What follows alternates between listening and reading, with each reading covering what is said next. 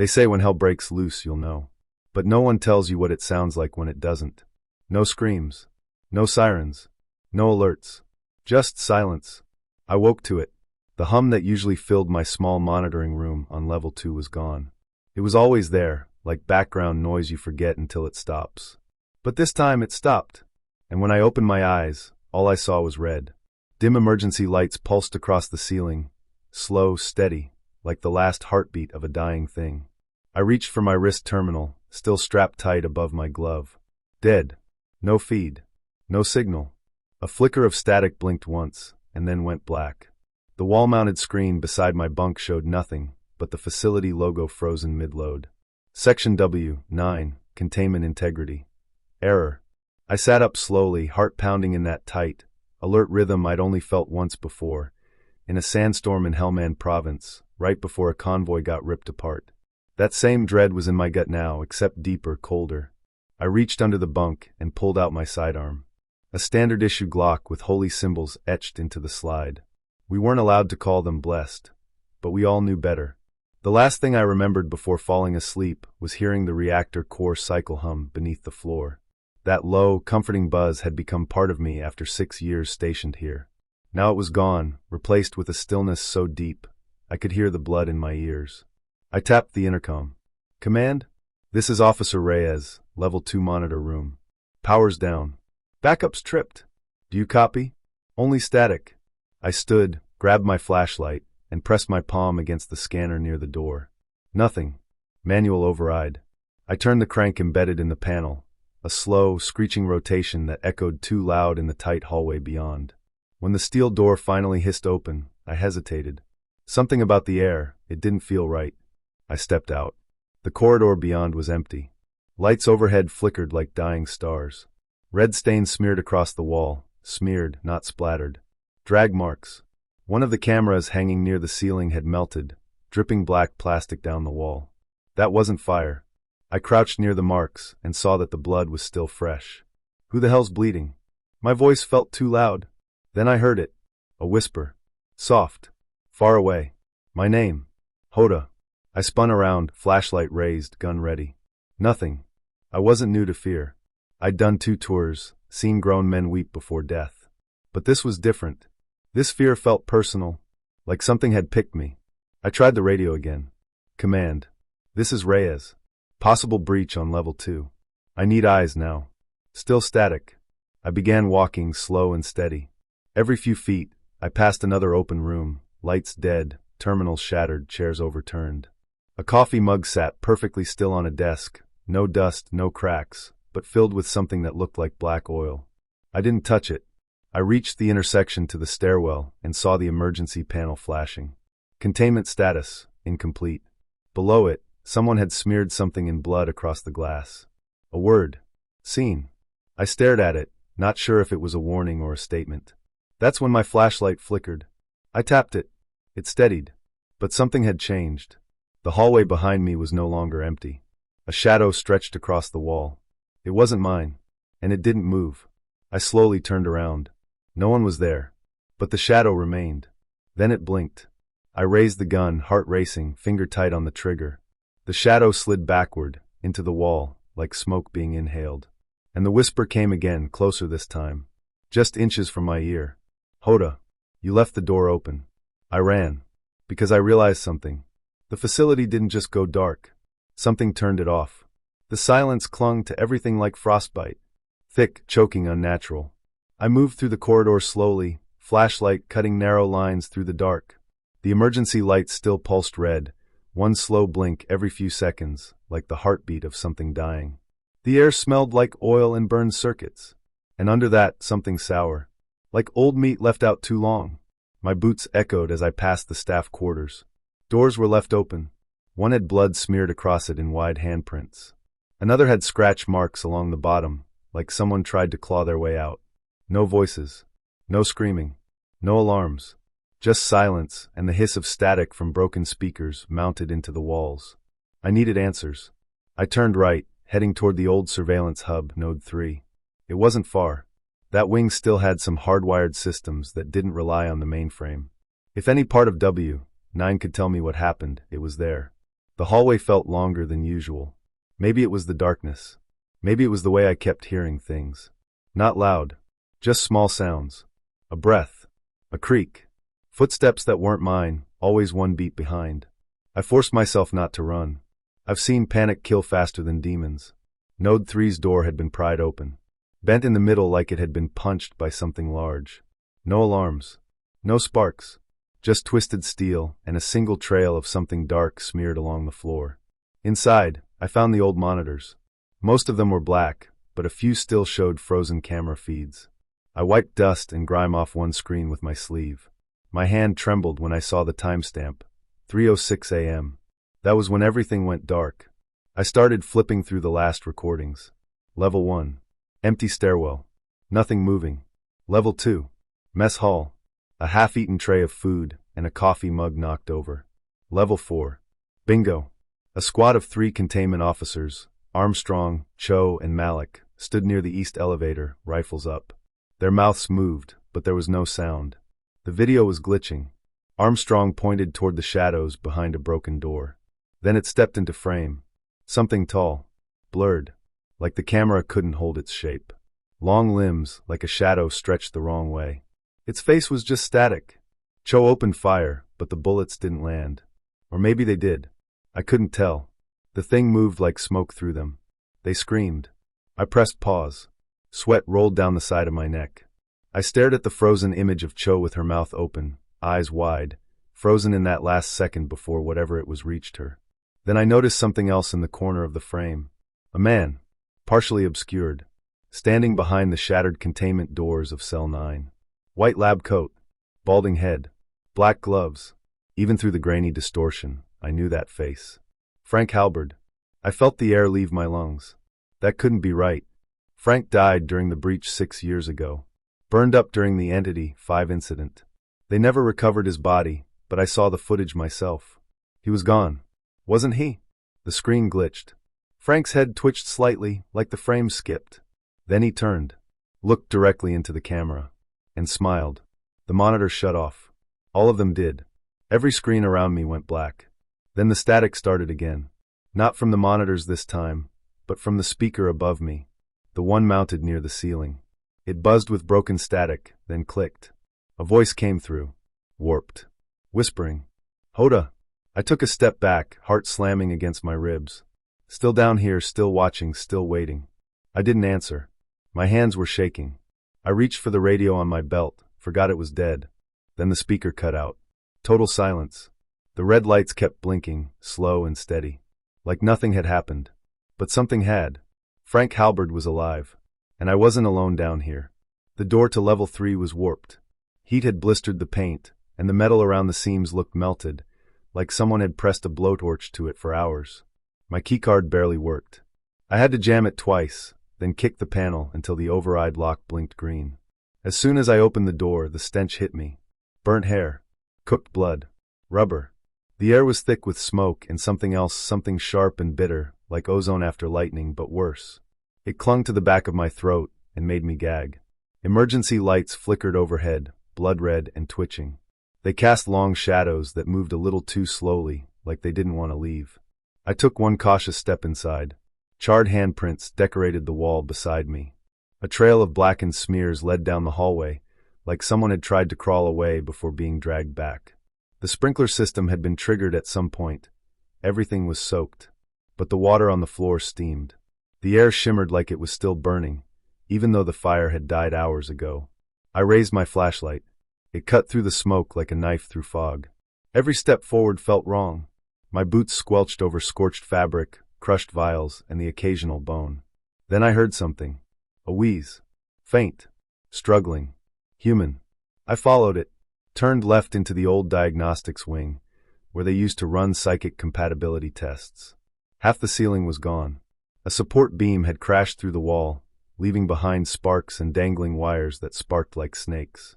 Under a pile of collapsed panels and a ruined gurney, I found her. Dr. Lena Shaw. She was one of the senior researchers in experimental demonology.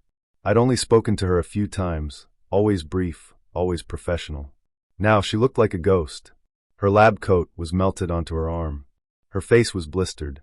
Her eyes fluttered open as I crouched beside her. "Shaw," I whispered. "It's Reyes. Hoda Reyes. Can you hear me?" She coughed. Blood bubbled at the corner of her mouth. "Containment," she rasped. "It's all wrong. Frank, he opened the seals from inside." I blinked. "Frank's dead." She grabbed my wrist with surprising strength. Her fingers were hot, feverish. "He's not anymore. He called it Cell 13, not a prisoner. A gate." Then her eyes rolled back. But her mouth kept moving. Only, it wasn't her voice anymore. It came out in layers. Deep and high, like multiple voices at once, out of sync, overlapping. Her face twisted like something behind her skin was trying to wear it. Her jaw dislocated. Her smile stretched too wide. The voice said, "He showed us the mirror. Now we wear his face." I stepped back, raising my sidearm. Dr. Shaw's body convulsed, spasmed. Her spine cracked loud enough to echo. Her eyes were pitch black. I didn't think. I just fired. One round. Center mass. She collapsed like a puppet with cut strings. Silence returned. I stood there, my breath shaky, gun shaking in my hand, ears ringing. That wasn't possession. That was something worse. Something inside her, not wearing her, growing through her. I crouched again slowly. Her mouth was still. Her body unmoving. But carved into the floor next to her, etched by her nails before I arrived, were 3 words. "It still watches." My flashlight flickered. From the end of the hallway something moved. And then I wasn't alone anymore. I don't remember climbing into the vents. 1 second, I was backing away from Dr. Lena's twisted corpse, and the next, I was crawling through a narrow metal shaft, breathing like a trapped animal. My hands were shaking. My gun scraped the wall beside me. The silence was thick, like it had weight. I couldn't go back. That thing wearing Lena's face, it wasn't human. Not anymore. The vent was tight and cold. Dust clung to every surface. My knees ached from crawling, but I didn't stop. I kept moving forward, deeper into the belly of Section W9. Somewhere below, something screamed. It didn't sound like a person.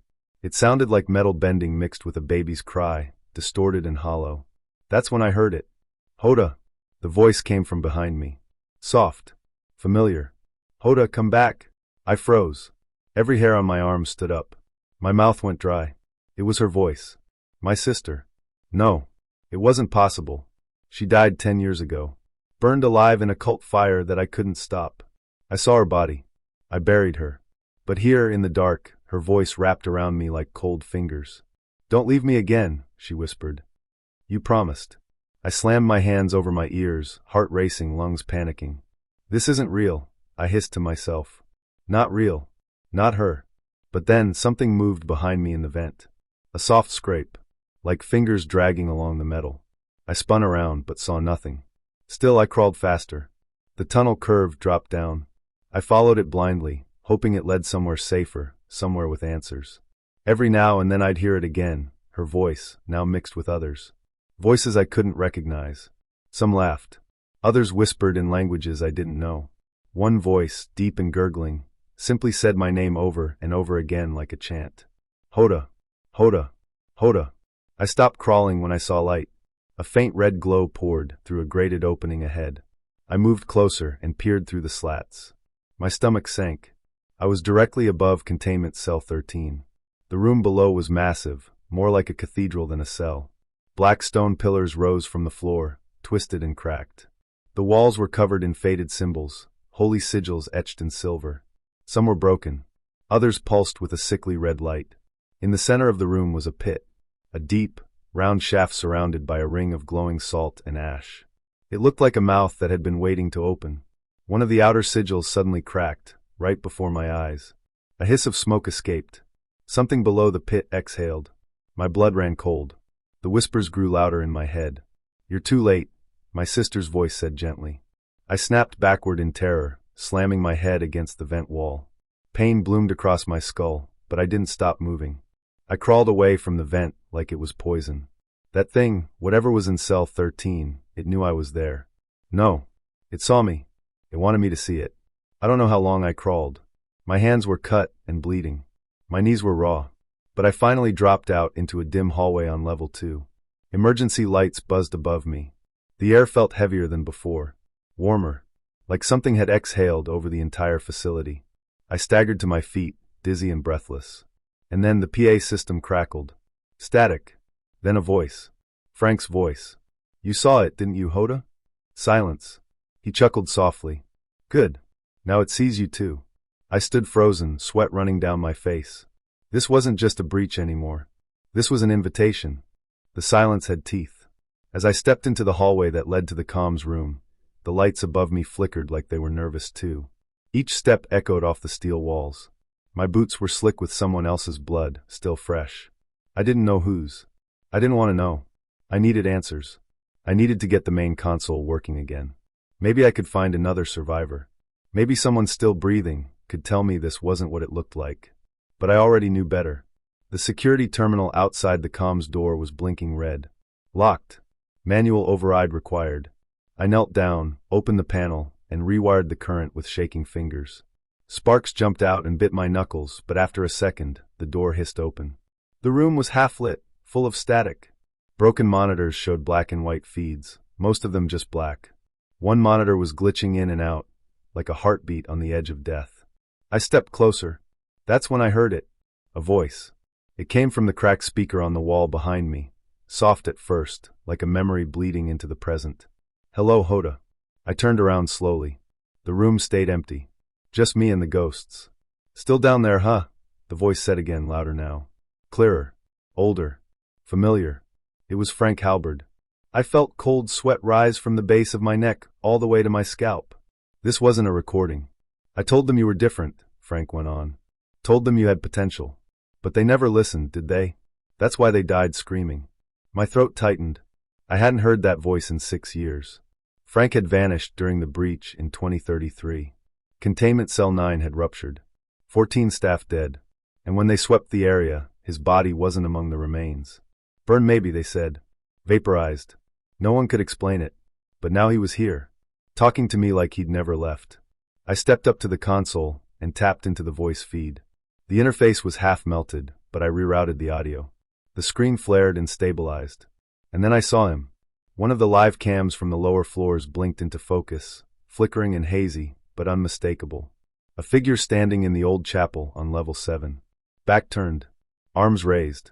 Candlelight flickering around him. Frank. His body was wrong. His skin pale and stretched thin, like he'd been starved for years. His spine arched unnaturally, and his fingers were too long. His lab coat was still draped over him like a memory, stained with symbols drawn in what looked like dried blood. He turned slowly, like he felt me watching. His face still looked like Frank. But his eyes had no whites. Just 2 pits of dull red light, like dying coals. I brought them the truth, he whispered. But they clung to their old lies. God. Science. Steel doors. None of it could hold what's coming. I couldn't stop staring. My legs locked in place. What are you doing, Frank? I asked, my voice thin and dry. What is this? His lips pulled into a small, satisfied smile. I'm opening the way. The way to what? To him. To Vorthale. The sleeping eye. The mouth beneath flesh. He speaks, Hoda. Can't you hear it? I stepped back. Static surged. The monitor crackled, and for a split second, the screen showed something else. Not Frank. Something behind him. Something vast and pulsing, like an organ made of shadows. Watching me. Pressing against reality, like a finger pushing under skin. Then the feed died. The monitor cracked down the middle. Smoke hissed from the console. I backed away, heart racing. I could still hear his voice echoing through the vents now, like he wasn't just on the screen, like he was in the walls. You've always belonged here, Hoda, he whispered. No, I said out loud. I'm not part of this. But something inside me didn't believe it. The walls pulsed. The air felt thinner. My vision swam. I steadied myself against the console, breathing hard, trying to remind myself what was real. Frank was alive, or at least something wearing his face was. And he was trying to bring that thing in cell 13 into our world. I had to get there before he did. But first, I had to survive the night. The hallway leading to the archives was darker than the rest of the facility. Not because the lights had gone out, those were dead everywhere, but because the air here felt heavier, like the shadows themselves refused to let go. Every step I took echoed wrong, too loud, too hollow, like the ground was remembering things it shouldn't. I reached the heavy double doors. A faded plaque above read, Occult Archives, Level 5 access required. I swiped my ID. Nothing. I cursed under my breath and jammed the override chip into the reader. A red flash, then green. The door groaned as it opened, like it hadn't been moved in years. Inside, the room was colder. The archives were once filled with rows of books, scrolls, ancient tomes, and digital backups of every dark thing humanity tried to bury. Now, they looked like they'd been gutted by madness. Pages ripped and nailed to walls. Symbols drawn in blood, fresh blood, on the floor. And in the center of the room, a circle. Not just any circle. It was a containment glyph, or what used to be one. I recognized the shape. 6-pointed seal, with inscriptions in Latin and Enochian. Except now, someone had edited it. Lines extended where they shouldn't. Words crossed out and replaced with new ones. Some I couldn't even recognize. My eyes stung just looking at them. I forced myself to walk in. At the far end, behind a shattered glass case, I found what I was looking for, Frank's personal archive. The one no one was allowed to access. We used to joke it was filled with demon love letters and blackmail files on the higher-ups. Turned out, the truth was worse. I opened the case. The files were still there, though the leather-bound journal on top was stained dark brown. I picked it up, flipped through the pages. Frank's handwriting was tight, obsessive. Margins filled with notes, edits, sketches of demonic faces, some smiling, some screaming. And in the middle of the book, a theory. He wrote that containment was never about steel or stone. That demons didn't fear cages, they fed on them. They adapted. The real seal, he claimed, was belief. The warding only worked because we believed it would. The symbols, the prayers, the rituals, they were only effective as long as we were convinced they were real. But belief, Frank wrote, was fragile. And once enough doubt seeped in, the seals started to rot. I sat down hard on the floor, journal in hand. The realization hit me like a punch to the chest. We were losing containment not because the system failed. We were losing because we stopped believing in it. I thought back to Dr. Shaw, to the things I'd seen crawling in the vents, to the whisper that had sounded like my sister. This wasn't just a breach.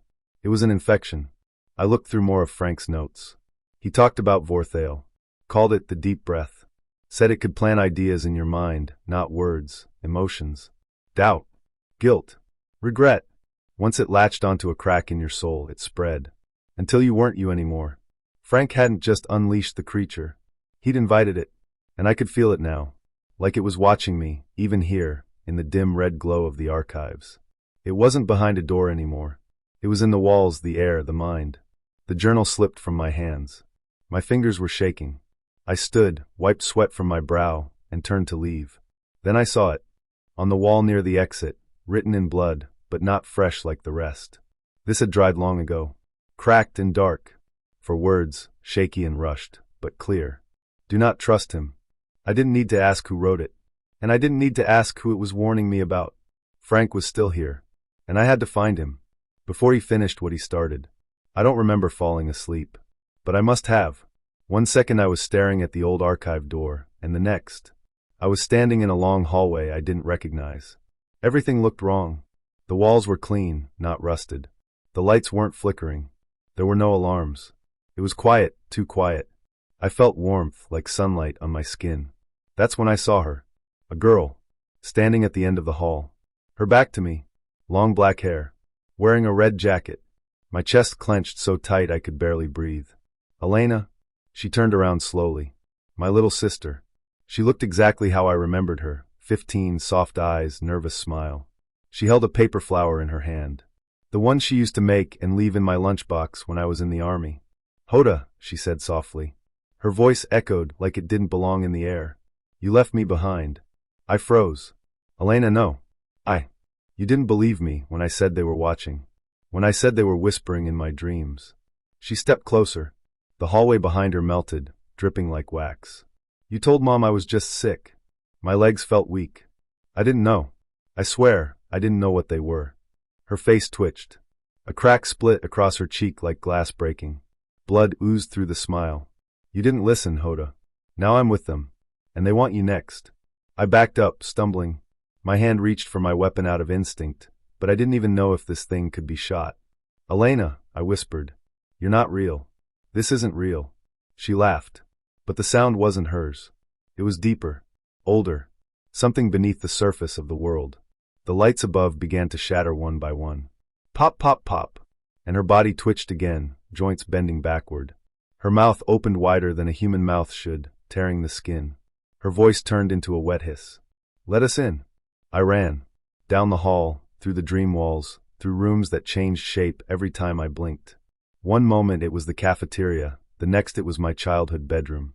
And always, she was right behind me. Floating. Not walking. Dripping black ichor with every word. Jodaea. My lungs were burning. I tripped on something, a desk, a wire, maybe nothing at all, and hit the floor hard. My nose exploded with pain. Blood rushed down my lips.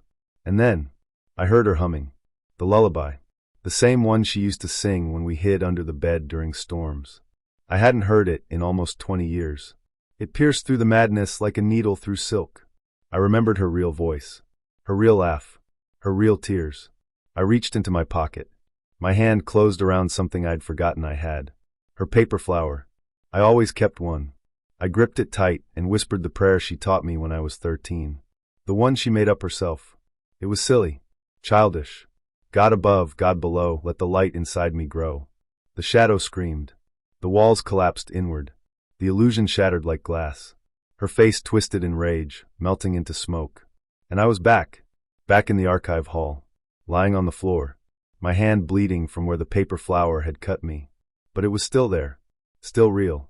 My heart pounded. My throat was raw. I wasn't sure how long I'd been trapped in that loop, or if I'd ever really left. But I knew one thing. The deeper I went, the more this place would try to take my mind. And it knew exactly what to use. Elena was gone.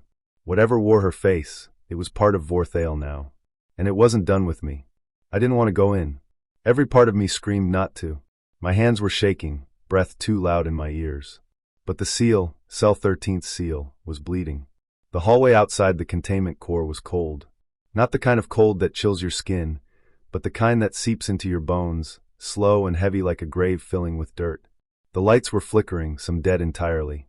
Others glowed red, but too dim, like they were afraid of what they might reveal. I held my flashlight tight. The metal creaked in my grip, slick from sweat. I stepped closer to the thick door at the end of the hall. It used to shine, engraved with holy symbols and layered with every kind of safeguard our ancestors could summon. Silver, iron, salt lines, inscriptions in 5 dead languages. Now it was cracked. Not like it had been smashed, but peeled. The sigils were melting, weeping black fluid that smelled like rust and something older, like burnt hair soaked in oil. I scanned my keycard. No response. Of course. I pulled out the emergency override tool, slipped the metal prongs into the panel, and twisted. The light turned green. The door creaked open slowly. Thicker darkness oozed out. I didn't want to go in, but I stepped inside anyway. Inside the core, it was darker than anything I've ever seen. My flashlight barely cut the black. The air was heavy, filled with buzzing, like 1,000 voices whispering just below hearing level. I knew they weren't real, but that didn't make them stop. Then my light hit the center of the room. The seal. It was still there, but no longer whole. The floor around it had collapsed inward, like something had stirred beneath it. Blood, not red but black like tar, leaked in wide circles, soaking into the old carvings. And something else. An eye. Right in the middle of the seal. It was closed at first, like a knot in the earth. Then it twitched, fluttered, and opened. A single massive, inhuman eye. Pale gray iris. A slit pupil. And it looked at me. I froze. My heart stopped. I couldn't move, couldn't breathe. My knees shook, then gave out. I dropped to the floor hard, flashlight clattering to the side. The eye blinked slowly, as if bored. As if waiting. It didn't speak. It breathed. And I felt that breath in my skull, not my ears. Words formed, but not from a mouth. They crawled into my thoughts, uninvited and cold. "You are late." I backed away on my hands, dragging myself across the stone floor. The eye didn't follow. It didn't have to. In that moment, I saw it all. The rituals. The breaches. The reason for the silence across the facility. Frank wasn't trying to release it all. He was trying to wake this one. The rest, the demons, the entities, the blood, they were distractions. Sacrifices. Offerings. My back hit the wall. I scrambled up, snatched my flashlight, and ran. The eye stayed open. Watching. Always watching. And as I fled through the ruined corridors, heart hammering, one thought kept slicing through the fog in my mind. It sees me now, and I don't think it will forget. I knew something was wrong the second the door opened. The hallway on the other side was too clean. No blood. No burn marks. No flickering lights. Just smooth white walls glowing with soft, even light. It was like walking into a hospital waiting room, only there were no signs, no machines, no sounds. Too quiet. My boots made soft taps on the polished floor.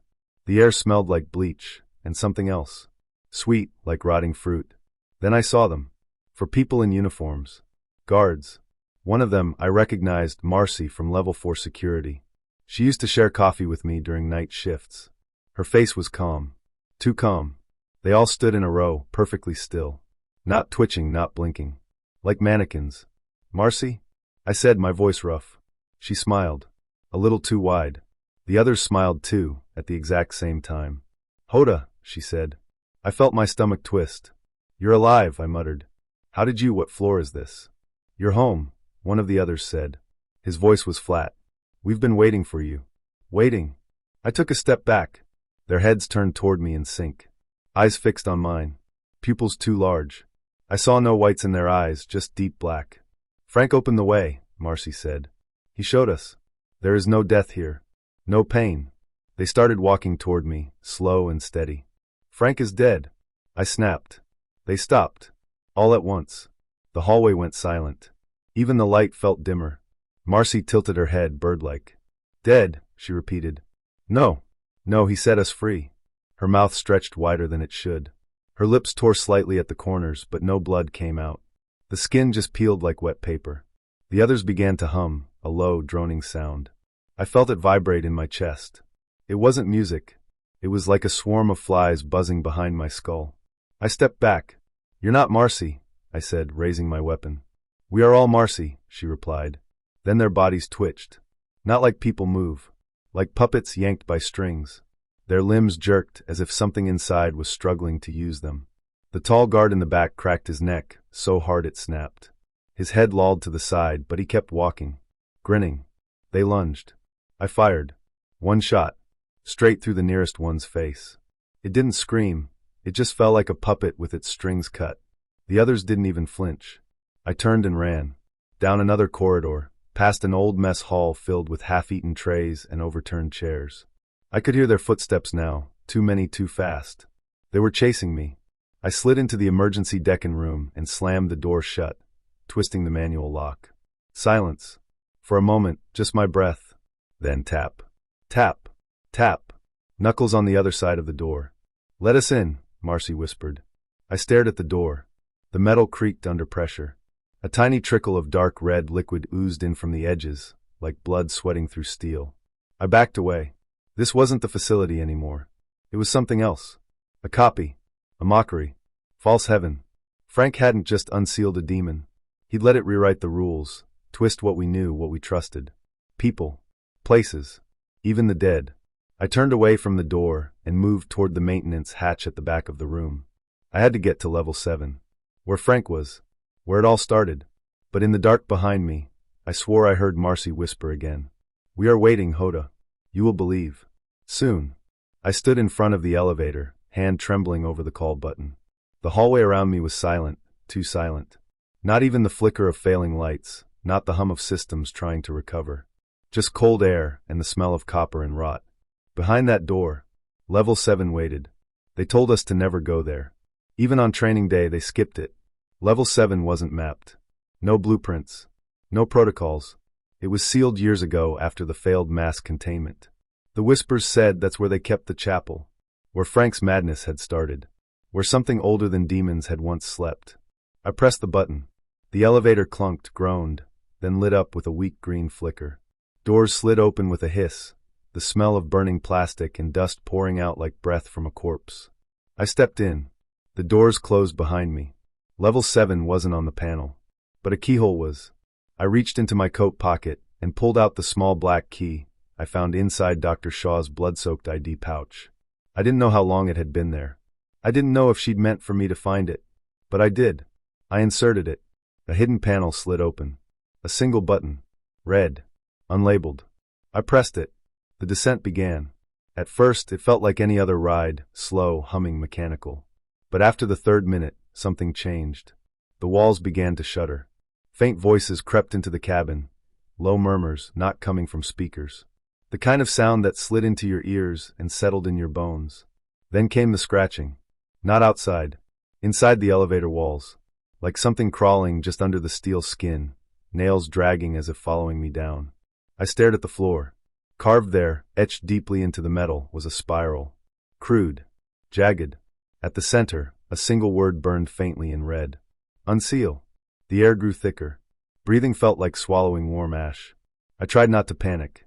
I tried to remember the steps, stay grounded, don't look too long into the dark, don't follow voices, don't answer questions you didn't ask. The lights in the elevator flickered violently. Then, darkness. The cabin stopped. Complete black. Silence. I reached for my flashlight, clicked it on. The beam flickered weak and cold. It barely cut through the black, but it was enough to see the elevator doors slowly grinding open. I stepped out. What I saw wasn't like the rest of the facility. No metal walls, no blinking control panels. Stone. The hallway ahead was made of stone, ancient, damp, cracked. Carvings lined the walls. Symbols I didn't recognize, faces without eyes, open mouths stretching wider than they should. Candles lit themselves as I passed, one by one, bathing the path in dull orange light. It felt like I had stepped into a different world. The air was thick with incense, and something else, something rotting. I followed the path. The deeper I went, the more twisted the walls became. Pipes grew from stone like vines. Some of them pulsed, as if something was breathing through them. I passed an old glass window. Inside, something moved. A hand pressed against the glass, melting slowly into the surface. No face. Just that hand twitching. And still I kept walking. Then I saw the door. Massive. Wooden. Bound with chains and rusted bolts. It had no handle. Only bloodstains. The same spiral was carved deep into its center. My name was carved under it, fresh. Hoda. I didn't write that. But something was waiting for me to come in. The chains fell on their own. The door creaked open. Inside was the chapel. It had once been a place of worship, but not anymore. The altar at the front was cracked and smeared in black ichor. Hanging from the ceiling were what looked like bodies, but wrong. Twisted. Their limbs bent backwards, mouths stretched open as if screaming forever. And at the far end, Frank. He stood over a circle drawn in blood and bone. Candles floated in the air, and symbols twisted midair like smoke alive. His back was to me, his body, not quite human anymore. Taller. Thinner. His spine jetted out like thorns beneath his robe. And when he spoke, it wasn't just his voice. It was layered, echoing, like something else was speaking through him. You made it, he said softly. I raised my gun. He didn't turn. It's not for killing anymore. You know that. I stepped closer, the gun trembling in my hands. Why Frank? He turned slowly. His face still mostly him. But his eyes were gone. Only black pits remained.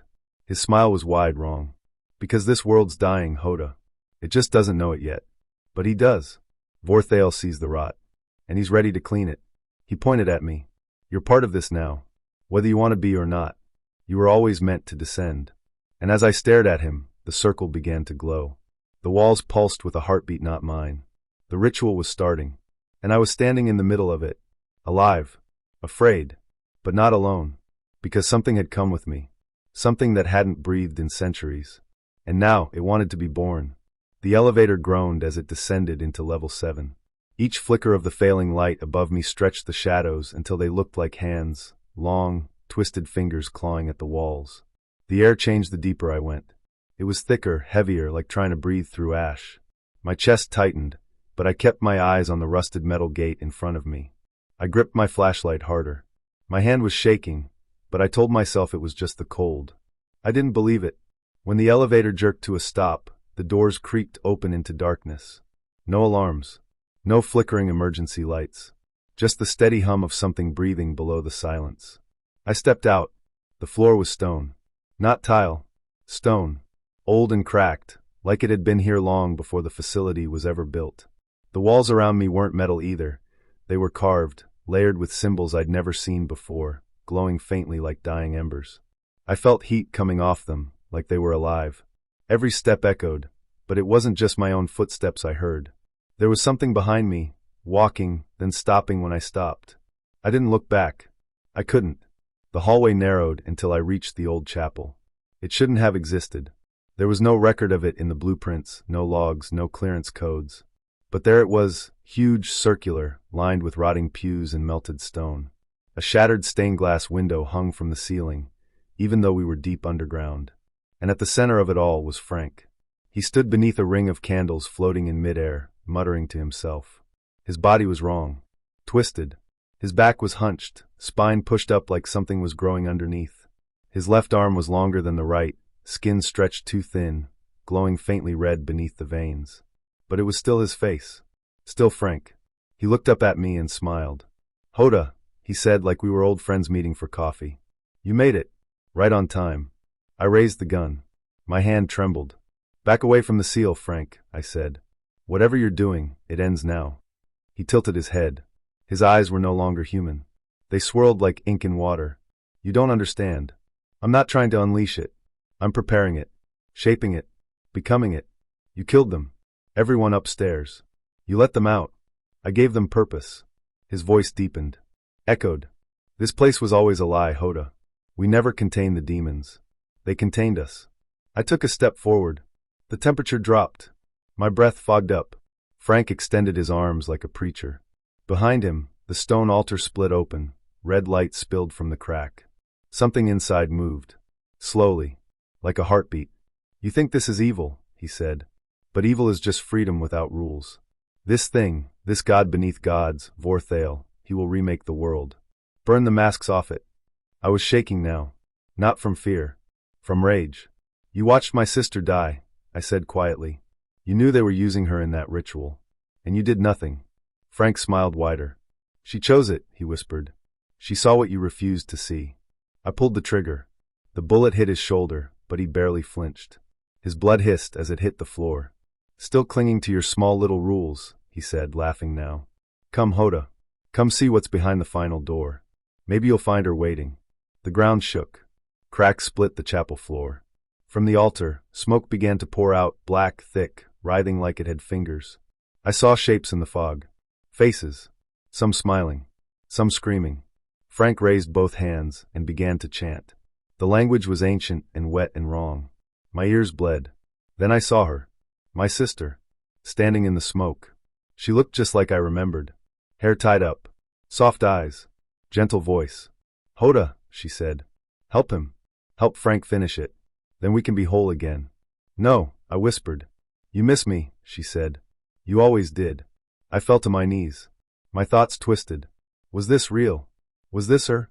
Her eyes darkened. Her voice turned deeper. "You belong to him now." I closed my eyes. Dug into my pocket. The charm. The one she gave me when we were kids. A tiny metal pendant with a prayer carved into it.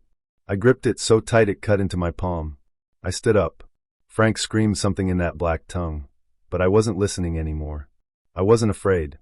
I ran straight into the storm of smoke, toward the altar. Toward the final door. Everything was shaking now. The floor under my boots cracked with every step, and the walls pulsed as if they were alive, breathing with something far older than air. My flashlight flickered with every breath I took. The chapel's entrance stood ahead, just a tall, broken archway of scorched stone and twisted steel, glowing faintly red from within. Inside, I could hear him. Frank. His voice was calm, too calm, chanting words I didn't recognize but somehow understood. The language made my skin feel wrong, like my bones were being turned around inside me. I tightened my grip on the blood-sealed needle. A relic. The last thing I pulled from the archives before the shadows sealed the doors behind me. A long, thin spike, coated with old silver and inscriptions that were still warm. Frank had written that this was how you bind a demon through a willing heart. You give up yourself, and in return you stop it. I stepped into the chapel. The ceiling had collapsed long ago, but now, in its place, there was only darkness, an open void that went on forever. It swallowed the emergency lights. No stars, no sky. Just a writhing mass above us, coiled and watching. Frank stood at the center of the room. Or, what used to be Frank. His skin was tight, stretched too far, glowing under the surface like something burning from inside. His eyes were gone, hollow and black, but they still turned toward me when I entered. He smiled. His teeth were sharp now. "You came," he said. His voice echoed like it was coming from behind my ears. "I told it you'd come." I didn't speak. My throat was dry. I stepped forward slowly. Vorthale stood behind him, or floated, I couldn't tell. Its body didn't make sense. limbs folding into themselves, a face made of mouths. No eyes, but I could feel it seeing me. It didn't move, but my thoughts began to split in half just looking at it. I dropped to my knees. My chest was tight, like someone was sitting on it. My mind screamed to run, but I knew there was nowhere to go. No way back up. The elevator was gone. The others were gone. Only Frank and I remained. "You want to stop it?" he asked. I nodded barely. My hands shook. "You can't. Not now. It's already in you. In me. We're not prisons anymore. We're doors." He walked toward me. "Let it in, Hoda. She's waiting. You'll see her again if you just—" "Shut up," I whispered. He blinked.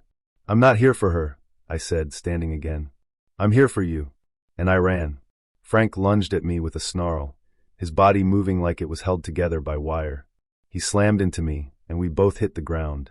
His face hovered inches from mine, whispering madness into my ears. My nose bled. My teeth rattled. "You're too late," he hissed. I reached into my jacket, pulled the needle, and with every ounce of hate and sorrow I had left, I slammed it into my chest. Pain tore through me, white hot. My scream echoed into the void above.